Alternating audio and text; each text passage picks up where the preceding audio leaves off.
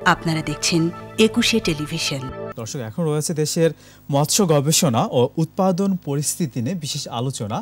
আর এই আলোচনার জন্য আমাদের সঙ্গে যুক্ত হচ্ছেন বাংলাদেশ মৎস্য গবেষণা ইনস্টিটিউটের মহাপরিচালক ডক্টর ইয়াহিয়া মাহমুদ। ডক্টর ইয়াহিয়া মাহমুদ, আপনাকে স্বাগত ২১শে বিজনেসে। ধন্যবাদ। মাছের উন্নত চাষ পদ্ধতির জন্য আপনারা কি করছেন, মৎস্য গবেষণা ইনস্টিটিউট কি করছে সেটা আমরা জানবো। তার আগে একটু জানতে চাই যে কি অবস্থা আসলে মাছের উৎপাদনের ক্ষেত্রে আসলে আমাদের অবস্থানটা জানতে যাচ্ছে। আমরা তো আসলে নদীমাতৃক দেশ, আমাদের যে আরও যে আমরা দেখেছি যে আগে যে অপ্রচলিত যে মাছগুলো ছিল সেগুলো এখন আমরা দেখতে পাচ্ছি, যে এইসব বিষয়ে আপনারা যে কাজগুলো করছে সেগুলো একটু জানতে চাইবো।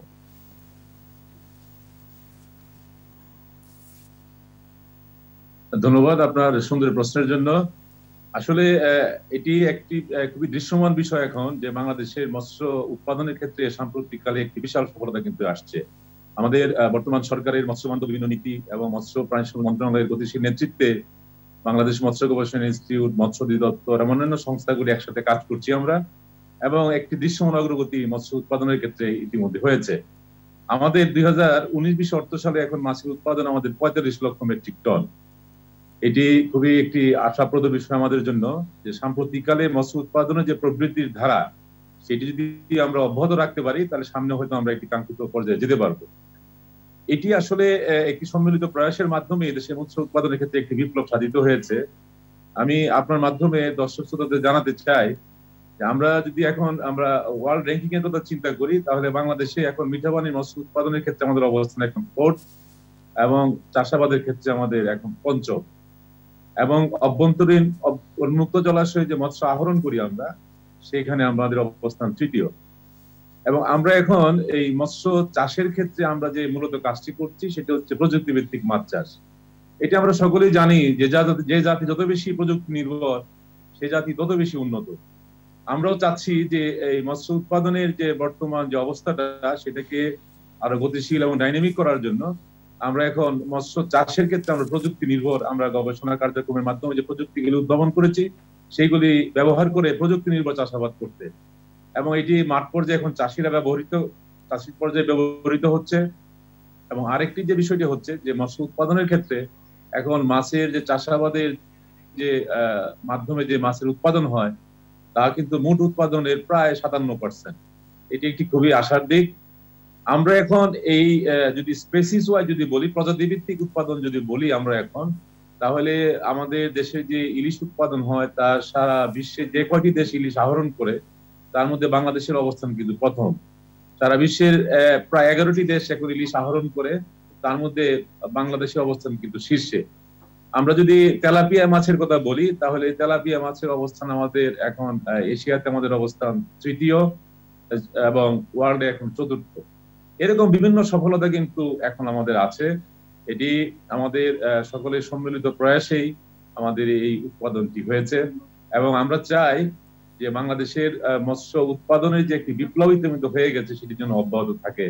এবং আমাদের যে টার্গেট 2041 সালে, যেটা আমরা উন্নত বিশ্বের দেশের স্বপ্ন দেখছি, সেই উন্নত দেশের জন্য আমাদের টার্গেট দেওয়া হয়েছে আমাদের 90 লক্ষ মেট্রিক টন, অর্থাৎ এখন যে উৎপাদন আছে তার প্রায় দ্বিগুণ। আমরা চেষ্টা করছি যে আমাদের যে বর্তমান উৎপাদনের ধারা তাকে ধরে রাখতে। সেই সাথে আরেকটি কাজ আমরা বর্তমান সরকার করছে এখন। আপনি হয়তো জানেন যে মাননীয় প্রধানমন্ত্রীর দূরদর্শী এবং প্রাজ্ঞ নেতৃত্বে আমাদের একটি সমুদ্র বিজয় হয়েছে। 1,18,813 বর্গ কিলোমিটার এলাকার সার্বভৌমত্ব প্রতিষ্ঠিত হয়েছে। আমরা সাগরকেও সাস্টেনেবল ওয়েতে এক্সপ্লোর করতে চাচ্ছি, এবং একটি সুনীল অর্থনীতির একটি বিষয় এখানে জড়িত আছে। সেটি মৎস্য প্রাণী সম্পদ মন্ত্রণালয়ের নেতৃত্বে সেটি পরিচালিত হচ্ছে। বাংলাদেশ মৎস্য গবেষণা ইনস্টিটিউট এখন সুনীল অর্থনীতি নিয়ে 11টি বিষয় নিয়ে এখন আমরা কাজ করছি মৎস্য রিলেটেড। আমরা চাই সাগরকে সাস্টেনেবল ওয়েতে আহরণ করতে, এবং সেটাকে আমাদের বিজ্ঞানভিত্তিক ব্যবস্থাপনার আওতায় আনা। আর সেই সাথে আমাদের আরেকটি বিশাল জলরাশি আছে আমাদের, যেটি আমরা হাওর বাওর বিল বলি, অভ্যন্তরীণ উন্মুক্ত জলাশয়। সেখানে প্রায় 39 লক্ষ হেক্টর জলাশয় আমাদের এখন আছে। সেই জলাশয়গুলিতেও কিন্তু আমরা বিজ্ঞান ভিত্তিক ব্যবস্থাপনার মাধ্যমে মাছের উৎপাদন বৃদ্ধি করতে চাই। আপনার মাধ্যমে একটি তথ্য দিয়ে রাখি যে মৎস্য অধিদপ্তর সাম্প্রতিক কালে একটি প্রকল্প নিয়েছে 200 কোটি টাকার উপরে, দেশের হাওরের মাছের উৎপাদন বৃদ্ধির লক্ষ্যে এবং শামুকজনক প্রজাতিকে সংরক্ষণ করার লক্ষ্যে। সেইটি নিয়েও তারা কাজ করছে। আমি আশা করি অদূর ভবিষ্যতেও আমাদের এই জলাশয়গুলি বিজ্ঞান ভিত্তিক চাষের ব্যবস্থাপনার আওতায় আসবে এবং দেশে মাছের উৎপাদনের ক্ষেত্রে এই হাওর বিলগুলো কিন্তু একটি উল্লেখযোগ্য ভূমিকা রাখবে। অবশ্যই আমরা সেটার প্রত্যাশা করি। আমি একটু জানতে চাইবো যে মাছ রপ্তানির ক্ষেত্রে আসলে কি অবস্থা আমাদের এই মুহূর্তে, সম্ভাবনা কতখানি? আমাদের দেশে তো মূলত আমরা চিংড়ি রপ্তানি করে থাকি। আমাদের দেশ থেকে এখন প্রায় 50টি দেশে আমাদের চিংড়ি এবং মৎস্যজাত পণ্য আমরা রপ্তানি করে থাকি এবং আমাদের এখন বাৎসরিক আয় প্রায় এখানে 4000 কোটি টাকার উপরে আছে আমাদের। আমরা চাচ্ছি যে আমাদের অপ্রচলিত মৎস্য সম্পদ যেগুলি আছে চিংড়ির পাশাপাশি, যেমন শামুক আছে, ঝিনুক আছে, কাঁকড়া আছে, কুচি আছে, সিউইড আছে, সেইগুলিকে আমরা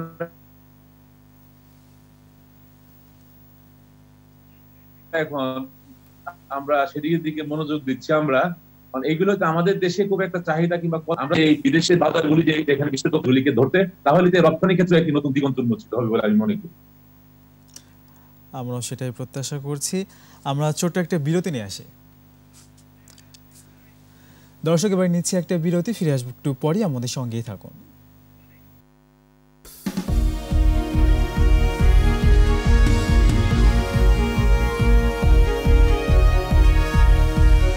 আবার স্বাগত কৃষি বিজনেসে।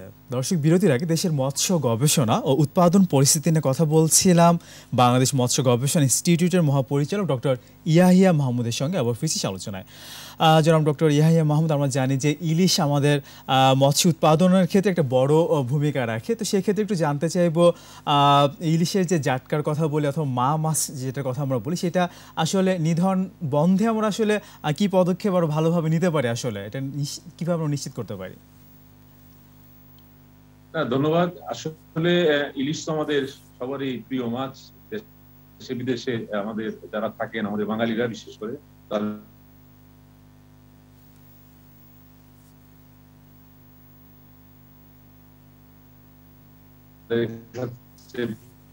ইলিশ খুবই সুস্বাদু এবং যে খাদ্য সহায়তা দেওয়া হচ্ছে, বিকল্প কর্মসংস্থানের ব্যবস্থা করা হচ্ছে জেলেদের জন্য এবং যারা মৎস্যজীবী তাদের জন্য। এবং সেই সাথে আমরা যে দুটি কাজ করছি, বর্তমান সরকার যেটি মাঠ পর্যায়ে বাস্তবায়ন করছে, সেটি হচ্ছে ইলিশ ব্যবস্থাপনা কৌশল।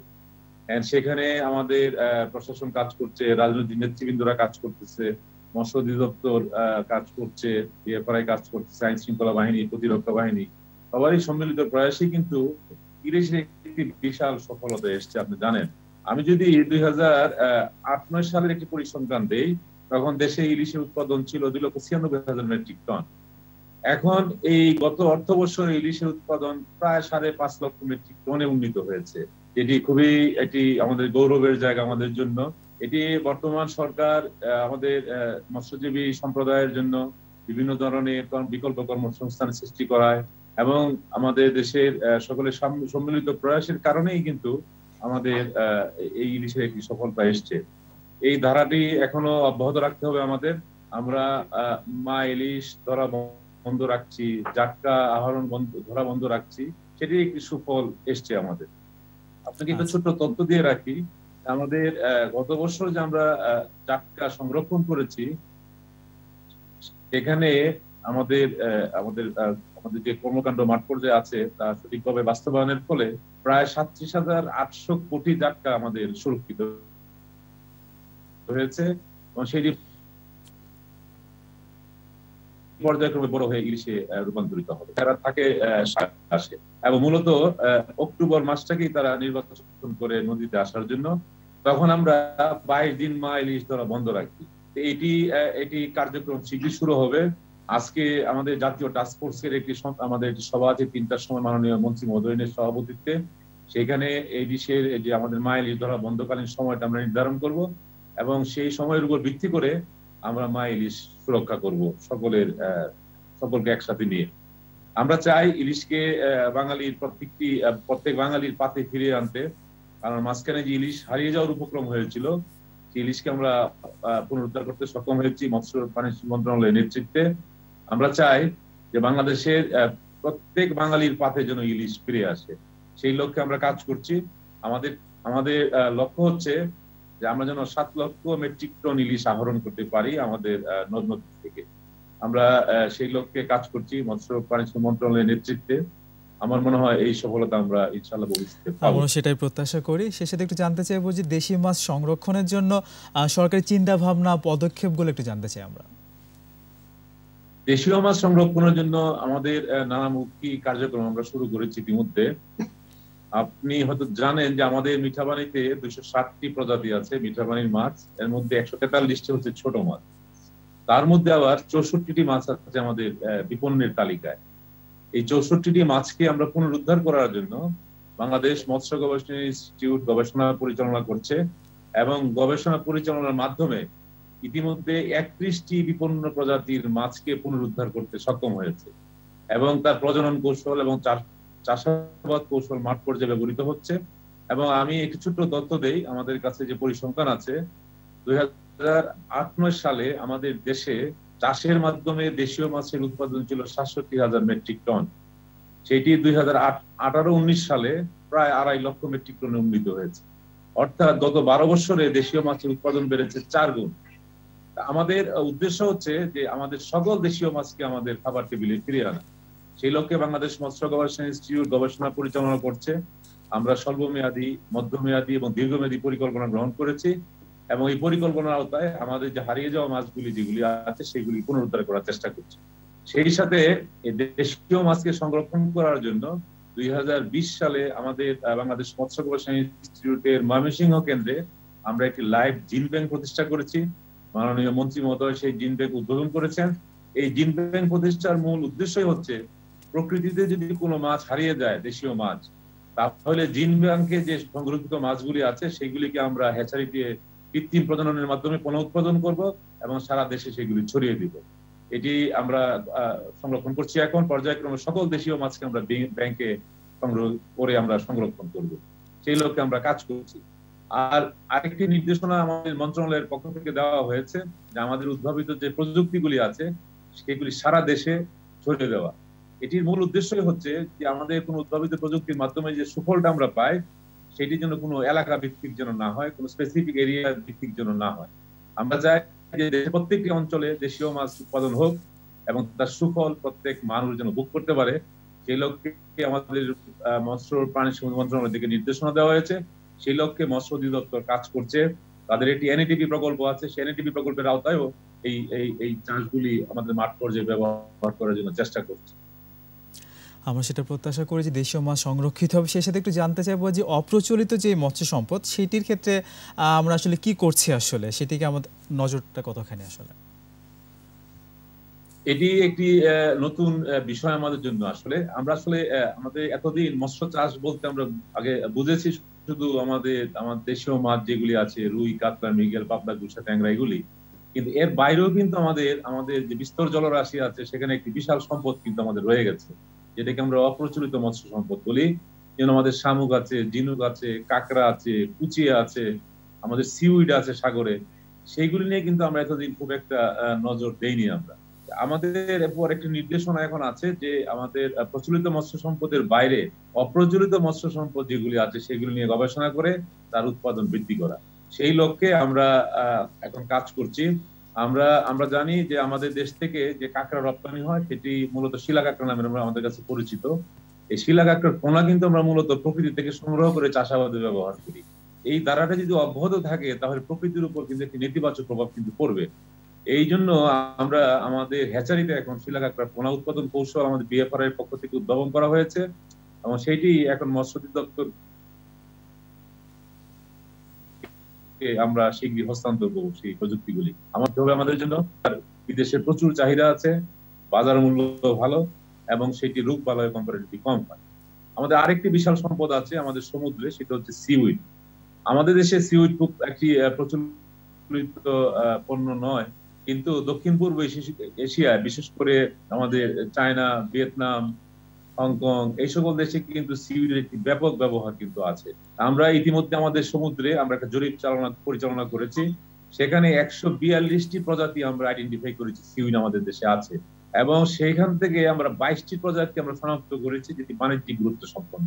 আমরা ইতিমধ্যে গবেষণা করে 6টি সিউইড প্রজাতির চাষাবাদ কৌশল উদ্ভাবন করেছি। আমাদের মূল উদ্দেশ্য হচ্ছে সিউইডকে আমাদের খাবার টেবিলে ফিরিয়ে আনা, সিউইড অত্যন্ত অনুপুষ্টি সম্পন্ন একটি পণ্য হিসেবে আমাদের কাছে বিবেচিত হবে। এটি মানুষের শারীরিক গঠন, তার মানসিক বিকাশ, এর জন্য সিউইড খুবই প্রয়োজনীয়। আমাদের সিউইড থেকে পণ্য উৎপাদনের লক্ষ্যে আমাদের ইনস্টিটিউটের একটি পটুয়াখালীতে একটি উপকেন্দ্র আছে, সেখানে একটি গবেষণাগার প্রতিষ্ঠা করেছি। মাননীয় মন্ত্রী মহোদয় গত 20 তারিখে সেই গবেষণাগারটি উদ্বোধন করেছেন। সেখানে আমরা এখন সিউইড থেকে যে বায়োঅ্যাক্টিভ কম্পাউন্ড গুলি আছে সেগুলিকে আমরা আইসোলেট করব এবং সিউইডকে কিভাবে খাদ্য এবং ওষুধ শিল্পে ব্যবহার করা যায় সেই লক্ষ্যে আমরা গবেষণা পরিচালনা করব। আমরা চাই আমাদের যে সিউইডটা আছে শুধু কোস্ট বেল্টে আমরা সারা দেশব্যাপী আমরা এটি ব্যবহার করে সিউইডের উৎপাদন বৃদ্ধি করতে চাই। আমরা নিজেরা খাবো আমরা, এবং সারা দেশব্যাপী খাওয়ার পরে আমরা এটি বিদেশে রপ্তানি করতে চাই। আপনাকে একটা ছোট্ট তথ্য দিয়ে রাখি, সিউইডকে আমাদের পর্যটকদের কাছে জনপ্রিয় করার জন্য আগামী ডিসেম্বর মাসে আমাদের পটুয়াখালীর কুয়াকাটা, আমাদের সেন্ট মার্টিন এবং কক্সবাজারে আমরা সিউইড ফেস্টিভ্যাল করব।